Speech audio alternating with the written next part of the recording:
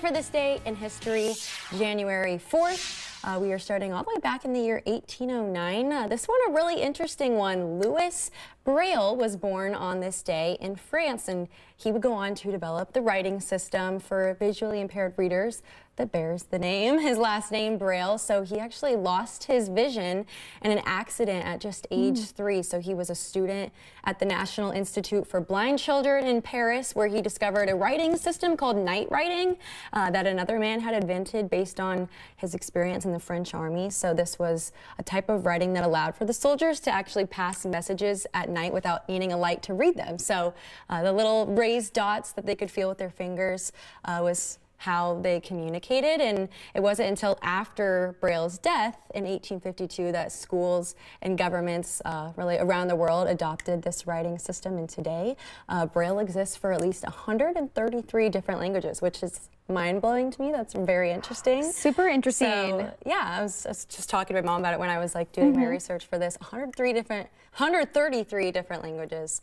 for Braille. So very impressive. Pretty neat. So yeah, he was born on this date. Now taking it to 1896, Utah became the 45th state in the United States. So a little bit of a random one, but congratulations. Yeah. Have you been to Utah? Utah? I have not. Have you? not either. No. No, I've only been out west once, and it was to California. So, okay. Or I guess, and I've been a little bit further out west. I went to Colorado, but further.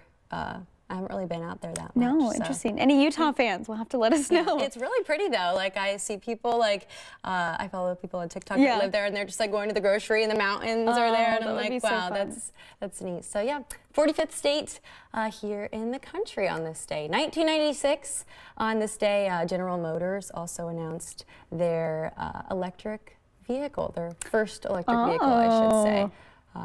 So yeah, it would be launched in the fall of that year. Very interesting. So, and now they're all the talk of the town. I know, now you can find them everywhere. Several places have them, but yeah, that's for this day in history. Thanks so much, Elaine.